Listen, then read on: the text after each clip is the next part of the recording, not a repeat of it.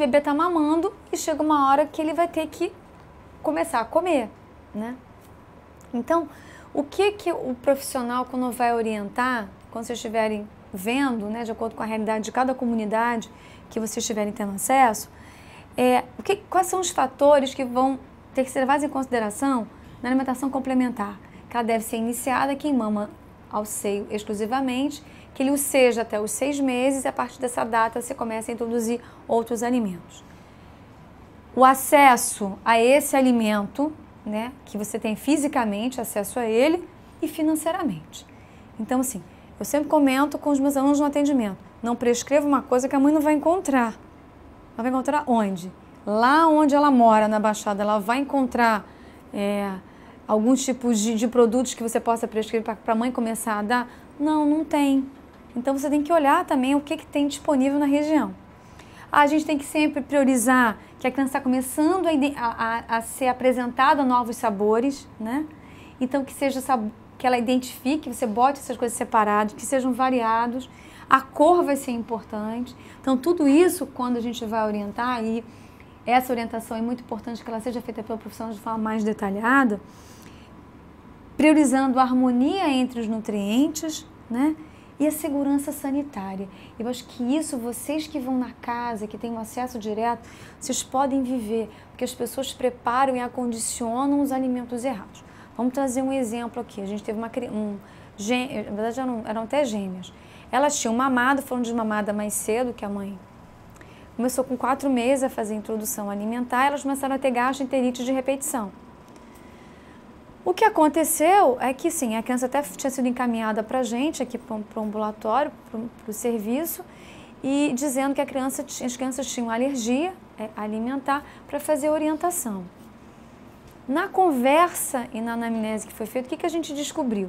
Que a mãe preparava, né, ela já começou a introduzir, na verdade, leite e a papa salgada concomitantemente.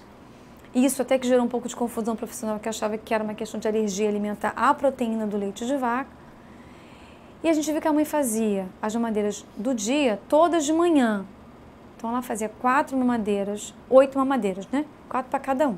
Ela fazia um panelão, ela tampava e deixava em cima do fogão, numa casa que era, na verdade, 2 cômodos, né? Que era uma sala, quarto, sala, quarto, cozinha e um banheiro. Então, aquela telha de amianto, sabe como? Ou seja, um calor absurdo, aquilo ficava o dia inteiro, até de noite, em cima do fogão, ele não ia para a geladeira. Será que o problema era realmente a alergia alimentar? Então, a gente tinha que corrigir o problema ali da contaminação e foi o que aconteceu. Na verdade, foi por contaminação mesmo do alimento que as crianças fizeram o quadro que elas estavam tendo, que era diarreia, né? O quadro clínico delas, né? Elas tinham muita diarreia e eles associaram que essa diarreia fosse para essa introdução, porque acaba confundindo. Mas é importante que vocês vejam como a pessoa faz. Ela compra, as pessoas acham que o alimento dura, não tem problema. A banana, se eu botar, não estraga. Muitas coisas as pessoas não vão estragar. Ah, o leite de caixa não estraga. Não, ele estraga porque você abre. Ele tem uma data de validade e quando você abre, ele estraga. Se você põe na geladeira, são 48 horas depois que você abre. Se você tem o leite em pó, a pessoa olha a data de validade que está embaixo. Data de validade. Depois que você abre, 1 mês. Não passa disso. Então a pessoa acha que ela pode abrir e vai deixar a vida inteira. Então, assim, os cuidados com a higiene, é um bebê ainda vulnerável, né? Então, se a gente não tiver esse tipo de atenção, aonde ela condiciona, como que é lavado, com que é lavado, a geladeira, a temperatura da geladeira, quando ela vai comprar o produto, isso são orientações que qualquer profissional de saúde tem que fazer. A qualidade da água que essa mulher usa para fazer a comida, para dar para o bebê, cá para o sinal explicar. Por isso que a gente prioriza aqui. A mãe pegue a água filtrada e ferva, né, de acordo com a qualidade da região que você tiver, para poder fornecer isso para esse bebê, que quando você começa a introduzir alimentação, já tem uma necessidade de ingestão de água maior, né? E aí eu queria fazer só uma ressalva. Muitas vezes, alguns profissionais dizem da seguinte forma: a criança começa a alimentar e a criança é oferecido água e a mãe diz: mas meu filho não gosta de água, ele não bebe água. Aí o profissional fala assim, então a senhora não dê água de coco. Isso é equivocado. Porque primeiro você tem que ensinar a criança a beber uma bebida incolor, insípida e inodora. Ela não tem que aprender a beber só coisas que têm um sabor. Porque isso é importante, a questão de memória de sabor do bebê. Então, assim, ensinar e estimular. De pouquinho em pouquinho, a criança vai começando a acostumar. No início é diferente, gente. Ela só mamava o leite materno, que tem lactose. É a única coisa que ela experimentou na vida. Ela vai achar algo esquisito, fazer aquela careta meio assim, depois ela vai começando a acostumar. Não é ensinando a tomar água de coco e, além disso, uma grande sobrecarga de minerais que você vai ter para um rim que é uma função renal que ainda é imatura. Então, por favor, tome um pouco de cuidado e orientem as pessoas, que acho que é um saber que todos nós, independente de ser nutricionista, enfermeiro, médico ou o que for, que a gente não tem que dar esse tipo de formação para as pessoas, né? Então, o que a gente tem que dar olhar para forma geral nesse bebê e encaminhar ele para a orientação? A partir dos 6 meses, você vê que mamou exclusivamente ao seio materno, e vocês vão tentar estimular isso, ele vai amamentar, a mãe vai amamentar, ele vai fazer 3 refeições ao dia. E isso tem que ser feito por um profissional nutricionista para que ele consiga fazer essa evolução dos tipos de alimentos, né? Então, tem que observar, ele está ingerindo 2 papas de frutas. E eu tenho um pouco de preocupação, porque esse negócio de papa salgada fica nos manuais. Mas eu não gosto de falar isso para a mãe, não, porque papa salgada para ela quer dizer que é salgado mesmo. E a gente muitas vezes indica que nem coloque, nem adicione sal. Então, na verdade, papa salgada diz que é a papa de vegetais, né? Dos grupos todos de vegetais que a gente vai orientar. Então, ou seja, tem um almoço aqui, tá? E esse almoço de cara, ele não começa ainda com a carne. A gente tem um processo que a gente vai introduzir essa carne posteriormente, que é com a hipótese do 7º mês, né? E aí, no 7º mês, essa criança, a gente já vai estar introduzindo carne, a gente vai introduzir o jantar, então ela vai almoçar e ela vai jantar, né? E você vai começar a evoluir, sempre está evoluindo os tipos de alimentos introduzidos. A gente vai começar com um grupo de alimentos, com um tipo de alimentos e apresentando sabores diversificados para esse bebê. Uma ressalva que é importante que vocês verifiquem, às vezes na rejeição da chamada papa salgada, tem a ver com a questão do tempero. Nessa fase, a criança começa a ter uma ativação, né, a formação melhor das saperas gustativas, na identificação do sabor doce, amargo, azedo e tal. Se você faz, na verdade,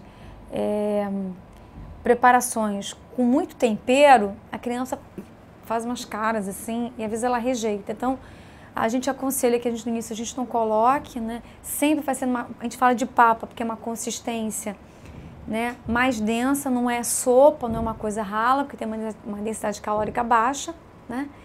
E a gente vai pedir para a mãe colocar muito pouquinho de tempero, de uma lasquinha de alho, alguma coisa assim, leve, não é para ficar botando uma quantidade grande de tempero que a criança vai estranhar, tá? E nunca esquecendo que é importante a adição de gordura, né, de óleo vegetal, né, e azeite nessa preparação orientada pelo profissional. E nesse tempo, até 1 ano, o que vai acontecer? Você está introduzindo novos alimentos, sabores, cores e texturas. Então, a gente vai evoluindo a textura. Se vocês encontrarem um bebê ainda, uma criança com 1 ano, comendo tudo amassado, passado na peneira ou batido no liquidificador, fala assim, olha, mãe, não dá mais, né? Sempre abordando com o nome da pessoa, que eu acho que é importante a identidade, né, da mãe. Ela não é mãezinha, ela tem uma identidade. Você fale com ela assim, olha, tá na hora de você começar a evoluir essa consistência. A criança não pode acostumar a comer tudo batido. O que vai acontecer? Quando ela percebe qualquer grânulo, ela cospe.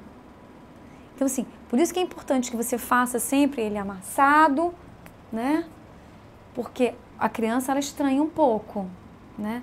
Então, a gente até pode, no início, fazer uma coisa meio passado na peneira, e depois você vai fazer amassadinho, bem amassadinho, depois você faz menos amassadinho, depois você vai deixando pedacinhos pequenos e a gente vai evoluindo essa consistência, para você não ter problema depois, quando ela chega aí com 1 ano e meio, 2 anos, tudo é purês, papinhas, com crianças que já tinham que ter uma alimentação já inserida dentro do ambiente familiar, obviamente, adequado, tá? A gente no início tem que ficar muito mais preocupada, na verdade, com o que você está introduzindo, a forma como você está traduzindo, do que especificamente da quantidade. A criança tem um controle importante. Por isso que a gente sempre diz para a mãe, para não ficar prendendo a boca da criança e enfiando o alimento, porque primeiro isso pode gerar um trauma nessa coisa da introdução do alimento, ela passa a rejeitar, né? E também a gente tem que ficar observando que a criança tem que aprender a ter o autocontrole. Então a gente vai falar numa outra aula sobre essa questão hoje, que é um grande problema de saúde pública no mundo inteiro, que é o excesso de peso da obesidade, que muitas vezes uma criança que você não ensina ela que acabou, acabou. A mãe não tem que ficar forçando e dando mais mamadeira e uma outra coisa, assim, criança não é para comer dormindo. Você não tem uma criança de 1 ano em que a mãe quer dar, né, algum tipo de complemento, que seja açúcar ou o que for, com a criança dormindo. Ela não precisa ser acordada para ela comer, né? Até porque o bebê essa criança já tem que ter um sono contínuo, né, durante a noite. Então, acho que é isso, desses problemas que vocês forem identificando, encaminhar ela. Não, mas essa criança está amamentando exclusivamente, está com 8 meses, está errado. Por quê? Ela não vai conseguir mais ter o mesmo ganho ponderal e pode comprometer o crescimento dela, né? Além da importância, ela começar a se acostumar com outros tipos de alimentos. Aí você vai ter uma dificuldade maior depois de adesão. De outra forma, você vai pegar uma criança de 3 meses em que a mãe já começa a dar papinha, ela vai dizer assim, mas ele não gostou, cuspiu. Não é porque ele não gostou, é porque ele não tem essa capacidade, por causa do reflexo de protusão da língua, que ela vai fazer essa inversão, ela vai tender a cuspir. Então, por isso que é importante esses pequenos conhecimentos de fisiologia, para que a gente tenha pequenos toques da mãe, olha, não está ainda na hora de fazer isso, né? Para que ela não antecipe o problema.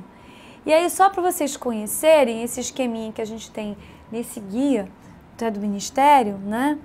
A importância ainda o aleitamento materno, e a gente, eu não acabei não falando anteriormente, totalmente sob livre demanda, vocês não têm que fazer essa regulagem de 3 em 3 horas, ou de 2 em 2 horas, ou de 4 em 4 horas, né? E a importância também de vocês estarem a mãe esgotar a mama, né? Esgotar essa mama para depois passar para outra. A papa de frutas, a papa, entre aspas, salgada, uma de manhã de fruta, outra à tarde, e esse almoço, né, da criança.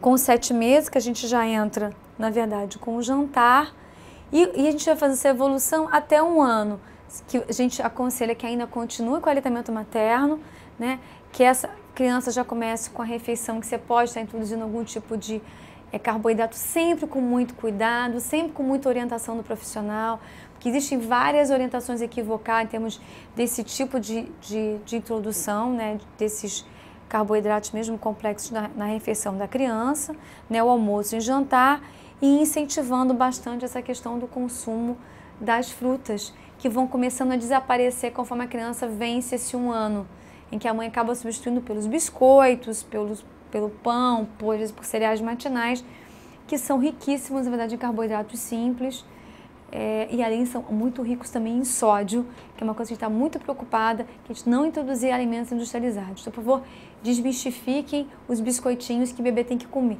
O bebê não tem que comer biscoito nenhum. Nessa fase aqui, não tem que comer biscoito nenhum. Isso é muito mais de uma coisa de indústria, de marketing, que se criou e tem esse consumo. Biscoitinhos que vocês sabem, que pessoas chamam de biscoitos de maisena, que eles não são feitos de maisena, são feitos de trigo, né? Não são de milho, né? A maisena, na verdade, é amido de milho. Eles não têm nada de indicação para criança, né? E vocês também vão ter momentos de falar sobre acidentes na infância. Às vezes o consumo em momentos errados de alguns alimentos, você pode trazer problemas sérios para essa criança, tá? E aí aqueles cuidados que a gente tem que falar sempre para a mãe, a questão da higienização das mãos, né? A gente, tanto como profissional, tem que dar exemplo, como a gente tem que ensinar como a mãe deve adequadamente fazer essa higienização com água e sabão. Os utensílios que vão ser utilizados para a criança sempre ser lavados e enxaguados com água limpa, né? Os alimentos sempre devem ser bem cozidos, né? E depois que eles forem preparados, acondicionados em geladeira, né? E ensinando para a mãe que a gente não guarda nenhum potinho. Ah, mas olha só, eu posso fazer para o almoço e para o jantar? Pode. Como é que a gente acondiciona? Você fez, botou no potinho, tampou e levou para a geladeira? Não. Você, para inibir crescimento bacteriano, você precisa deixar o pote na geladeira, destampado, para que você possa ter a redução da temperatura, que vai inibir esse crescimento.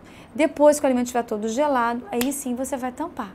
Porque você tampa com ele quente, você pode ter crescimento ali dentro também, tá? Então é importante que vocês falem.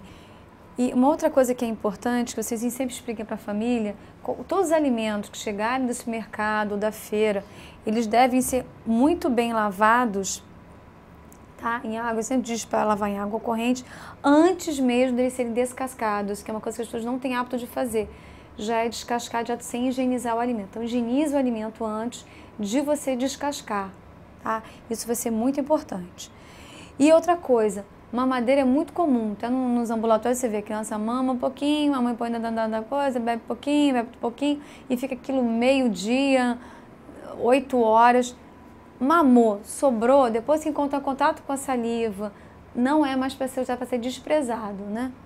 Como o resto da refeição que a criança consumiu. Eu digo, se quiser, a mãe come o resto do prato da criança que sobrou, mas não vai guardar para dar de noite no jantar do bebê, tá? E aí uma outra coisa, vínculos de contaminação que a gente tem, veículos de contaminação, mamadeira e chupeta, né?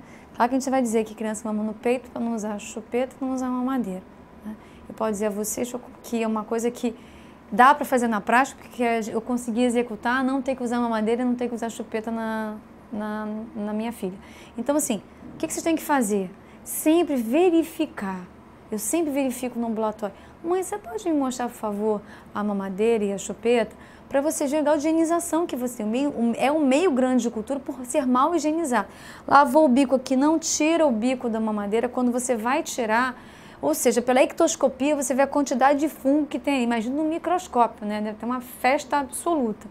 Então, muitas vezes, diarreia da criança, ou até parasitose de repetição, tem muito a ver com a questão da higienização. Então, vocês olharem o utensílio, até aquelas colheres de silicone eles são mal higienizadas. Fica resto de alimento ali, isso pode gerar problema. Então, tem que explicar isso para a mãe. Aí, quando tudo lava rapidinho, e às vezes pode ficar realmente resíduo de alimento ali, isso trazer um nível de contaminação. E acontece mesmo, isso não é raro, tá? Bom, e aqui a gente tem o esquema alimentar para crianças que não são amamentadas. O que a gente sempre vai tentar? Que a criança pelo menos mame até 4 meses.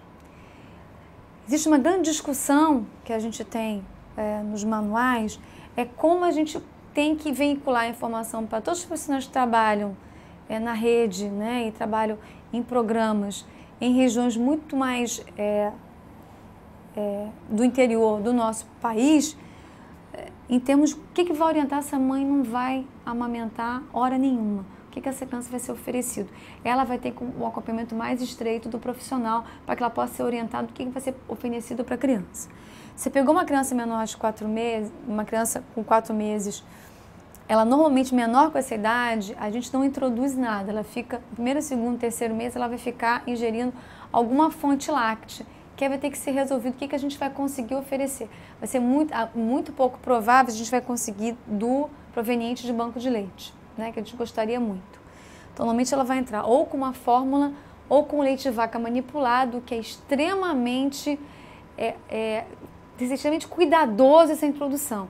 Que se você não diluir de forma adequada, não tentar balancear, você vai trazer distúrbios nutricionais e distúrbios, inclusive, gastrointestinais e renais para esse bebê, tá? Então, até essa idade. Aí, a partir dos 4 meses, o que a gente vai começar a fazer? A introduzir a papa de fruta, depois a gente vai introduzir a questão da papa salgada. A forma que aqui fica parecendo como se tudo fosse acontecer de uma vez. Não é. A gente começa com a fruta, com essa introdução, respeitando a fisiologia do bebê. A gente não introduz nenhum tipo de cereal, desses amidos, para a criança antes de 6 meses, que ela não consegue metabolizar. Então, por favor, se está usando essas farinhas, vocês digam, olha, não é adequado a gente manter só a questão realmente da fruta. E aí, depois que você introduziu a papa de legumes, né, suco com papa de fruta, você vai entrar com a papa de legumes, né, que eles chamam da papa salgada. Né? Então, você vai evoluindo para que fique muito próximo. Depois, ela vai estar ingerindo no 7º mês também o almoço e o jantar. E depois dos 8 meses, aquela evolução como a gente faz igualzinho com a criança que mama no peito, né? Aqui só tem uma antecipação da entrada da fruta. Não se faz antes dos 4 meses, que eu falei. Ela vai ter aquele reflexo de protusão da língua, tu vai dar a papa da banana, ou do mamão, ou do caqui, ou do que você estiver dando para ela vai cuspir, né? E sempre digo, mãe, qualquer orientação, você pegou lá com o profissional no posto de saúde que ela está indo, olha, ela não orientou para você fazer, é para fazer as coisas do jeito que falou, tem que ser devagar, não é para misturar todos os alimentos de uma vez. Então, vocês têm que reforçar essa conduta que foi dada em termos do cuidado com a apresentação do alimento e respeitando a questão da própria imunidade dessa criança, que dessa aqui é muito mais vulnerável de uma criança que mamou no peito. Então, vocês têm que ter um cuidado a mais. Todo o processo de higienização sempre vai ter que ter para qualquer criança, independente de mamou ou não mamou, né? Mas tem que ter esse cuidado a mais, tá? E aqui, tudo isso que eu falei anteriormente, de uma forma, a mãe tem essas informações dentro da cartilha, né? De forma mais resumida, né? Dizendo que a alimentação vai ser sempre mais pastosa, oferecendo alimentos diferentes. Então, isso é colocado para a mãe, né? Evitar açúcar. Então, assim, o que a gente diz é o seguinte, eu sempre oriento que se você conseguir não introduzir sacarose, açúcar, antes de 2 anos de idade, isso é muito bom. Que você acostuma a criança com o sabor do alimento, não com esse acréscimo de muito tempero ou muito sal. Então, sempre, quando a gente começar a botar o sal, a gente vai colocar sempre aquela pitadinha, né? Como fator realmente de prevenção. E nenhum tipo, a gente tenta evitar o máximo de produtos que são enlatados, nenhum industrializado, obviamente bala, refrigerante e outros afins. A gente evita essa questão do biscoito, a gente prioriza sempre essa questão do pão. E a gente está tentando, acho que aí tem uma ação boa da Anvisa, da gente tentar reduzir os teores, isso vai entrar realmente, né, em vigor, para reduzir os teores de sal de todos os produtos, principalmente os infantis, mas pão é uma coisa que vai do menorzinho ao idoso, né? E muito cuidado do profissional na hora de orientar, né? E desmistificar que a criança tem que tomar, tem que consumir bebidas lácteas, né? Que as pessoas chamam vulgarmente de Danone, todo mundo chama, é o nome de uma empresa, mas elas vulgarmente chamam de qualquer tipo de iogurte, polpa de fruta ou de bebida láctea, que não é iogurte, o teor de leite é muito inferior, né? E os queijinhos petit suisse, que todo mundo acha que é importante queijinho petit suisse a criança consumir, ou geleias de mocotó, ou gelatinas. A criança não precisa disso. Isso se enculturou, uma introdução forte da indústria. Quem tem que desmistificar é o profissional que tem credibilidade junto da família, né? E aí é que a gente tem o restante das orientações, é que uma valorização nessa questão realmente do ferro, e aí o acompanhamento profissional, se a criança tem ou não necessidade de tomar suplementação de ferro ou de vitamina A, que vocês vão ter que observar, né?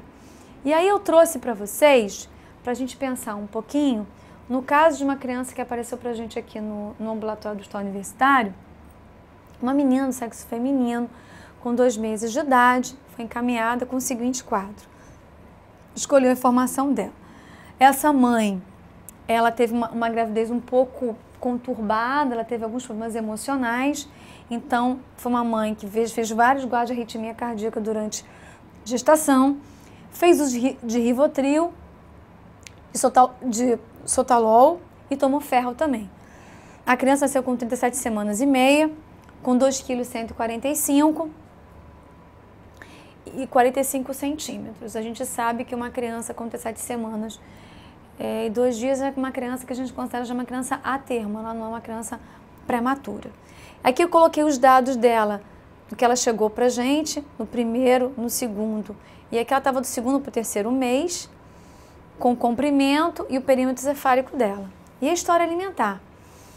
Ela fez, desde o início, leite materno e complementado com NAN já no nascimento, né?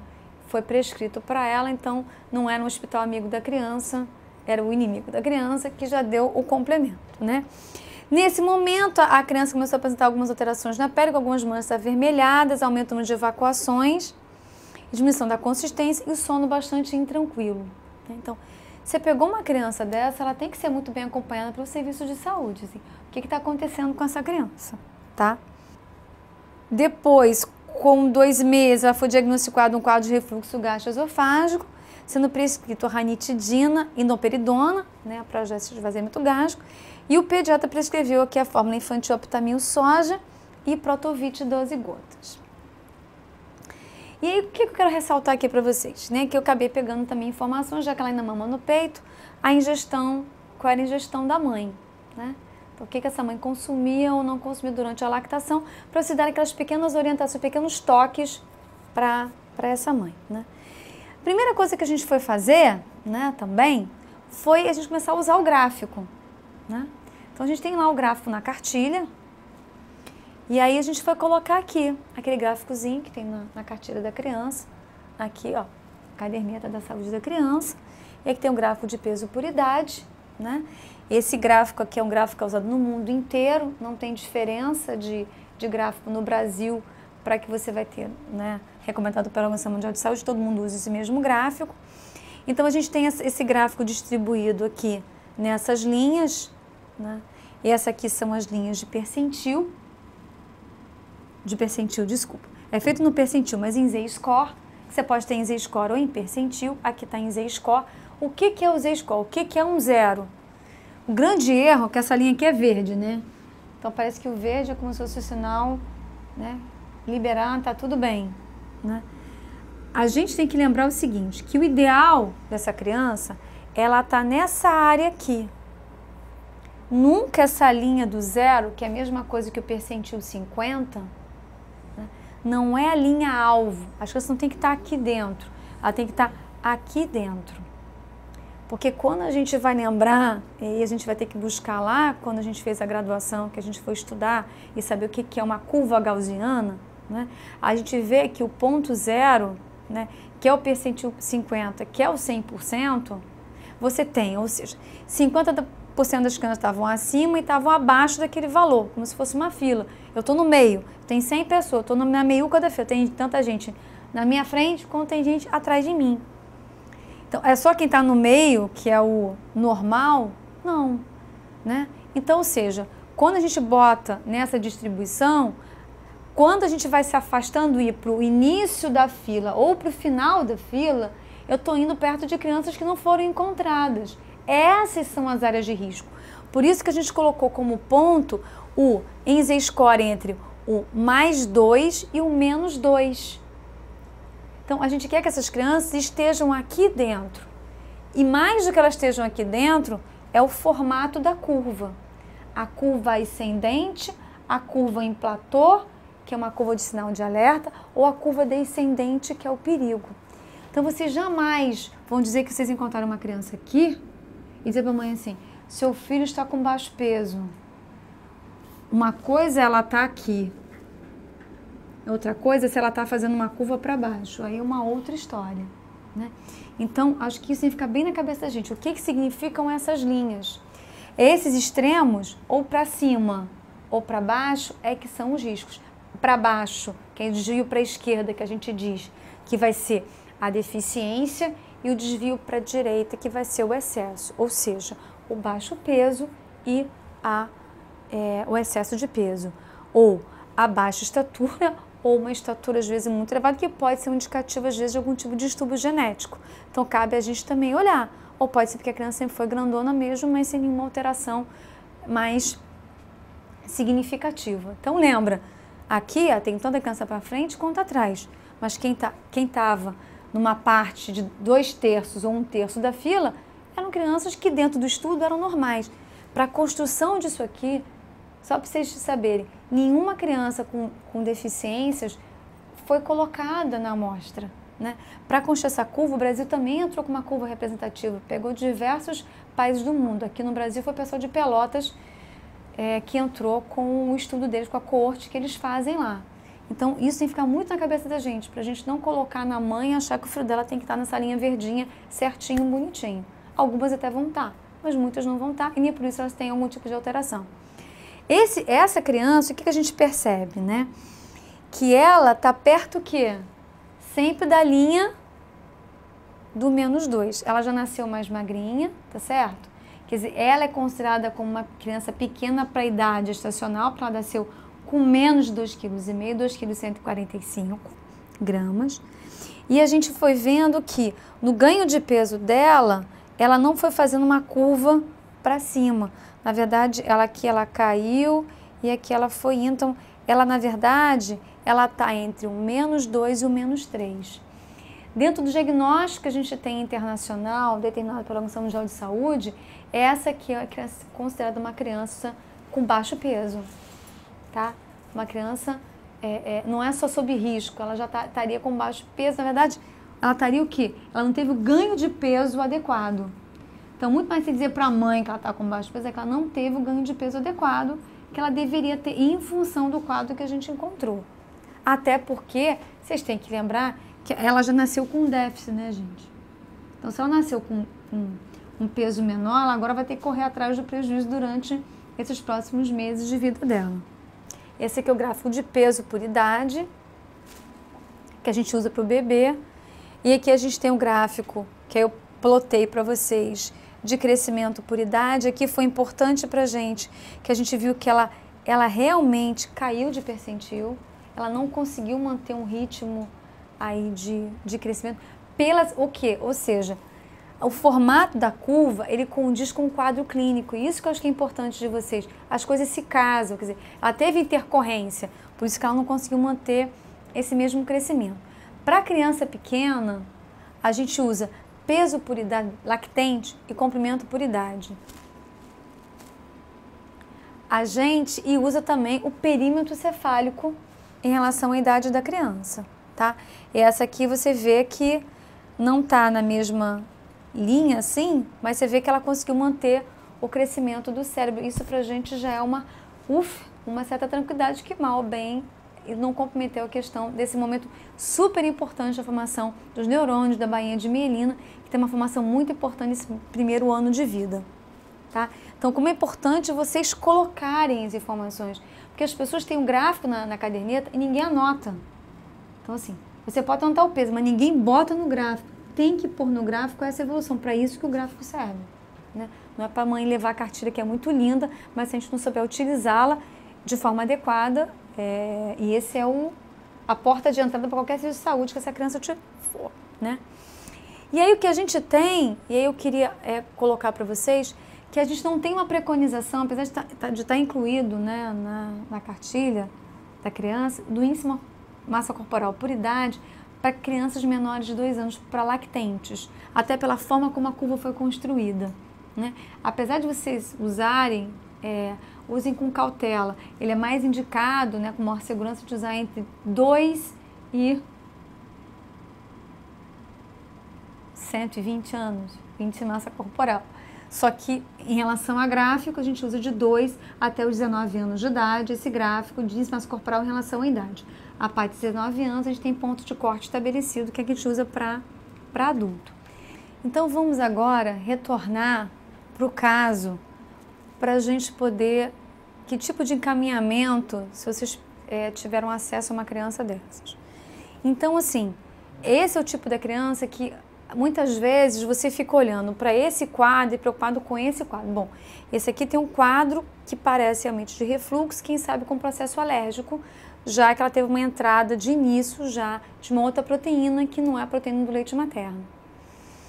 Mas uma das coisas que eu percebi muito, que a mãe relatava, que assim, que essa criança, essa questão do refluxo, a mãe dizia que ela tinha bastante cólica, muita cólica, e eu fiz a seguinte pequena observação com a mãe: vamos fazer uma coisa, a mãe era bastante ansiosa. Eu falei assim, vamos sentar com tranquilidade agora, senta um pouquinho, vamos dar de mamar para ela? Aí a mãe sentou e foi dar de mamar. Eu deixei ela à vontade e tal, eu virei pro lado e comecei a ouvir. Aí eu, bom, tem alguma coisa equivocada nesta mamada, só pelo escutar. Aí eu me virei, fui ver o posicionamento do bebê.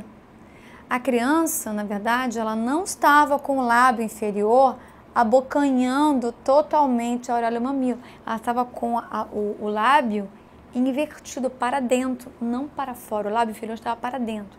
Então, quando ela mamava, ela não conseguia fazer a sucção Isso pode ter influenciado que ela de início tenha começado a fazer, porque ela começou a pegar errado, então ela não fazia o estímulo, ela não conseguia tirar da mesma forma, né? Ela engolia muito ar e a mãe, obviamente, tinha um estímulo inferior, o que ia influenciar nessa produção de leite. Então, uma coisa simples que podia ter sido feita desde o início e ninguém olhou, porque a gente às vezes não se dá o trabalho de pedir para a mãe colocar o filho para você ver como ela estava mamando. Então, teve todo um processo que a gente ficou com essa mãe, ensinando como pegar a higienização da mãe, colocar o dedinho, tirar o dedinho, para conseguir fazer a criança acostumar a pegar direito. Porque a gente ia fazendo e naturalmente o lábio começava a voltar novamente. Então, isso teve uma influência no próprio quadro de flatulência mesmo, né, de gases que a criança tinha, muita cólica, que ela engolia bastante ar, né? Não quer dizer que aqui vocês não tivessem que encaminhar a criança, essa que é uma criança, para encaminhar para o serviço de saúde, porque essa mulher também tem que ser acompanhada por todo o quadro na gravidez que ela teve. A orientação, porque ela tinha alguns tipos de produtos, ela bebia café, que a gente estava falando para reduzir um pouco, ela gostava de café bastante concentrado, às vezes até aquele café expresso, né, que tem uma concentração de cafeína muito maior.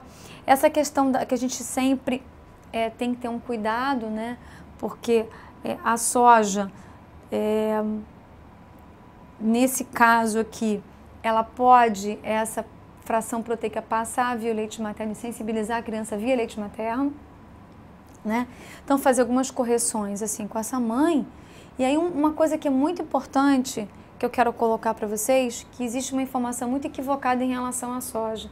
E eu queria que você, nesse caso, encaminhasse a criança e o mais rapidamente para que fosse suspensa totalmente qualquer formulação infantil à base de soja. Existe uma regulamentação internacional de que a gente não ofereça nenhuma bebida, ou bebida piorou, né? Porque a proteína, a qualidade é muito inferior. Mas qualquer bebida e formulação infantil à base de soja para lactentes. Isso é uma regulamentação internacional. E a gente viu várias consequências em relação à soja para o bebê, né? Então tenham muito cuidado, porque existe um interesse econômico em cima da soja. Então a gente tem que ter muito cuidado de que isso não pode ser prescrito. Excesso de consumo de alumínio, excesso do consumo de fitoestrógenos, que já tem sido atestado com vários problemas, inclusive retardando a puberdade das crianças. Então a gente tem que ter muito cuidado e encaminhar essa criança para uma revisão detalhada, para ver se esse quadro foi realmente alérgico ou não, e fazer uma orientação adequada. E aqui o que vocês podem fazer? Orientar a alimentação, dar dicas pequenas para essa mãe, ver como é que está a pega desse bebê para conseguir com que ele mame mais e a gente dependa e imediatamente trocar essa fórmula aqui para se é que ela vai ter realmente necessidade, ou o que a gente fez foi estimular para que a gente conseguisse o processo de relactação exclusivo. Então, a gente estava tentando atendimento materno exclusivo com essa mãe sem nenhum tipo de complemento, né? Mas é um caso mais delicado, mas uma pequena coisa que você não está consertando tudo, mas num pouquinho na mãe e na pega, vocês já vão conseguir estar ajudando esse bebê, tá bom? Muito obrigada para vocês. Até mais.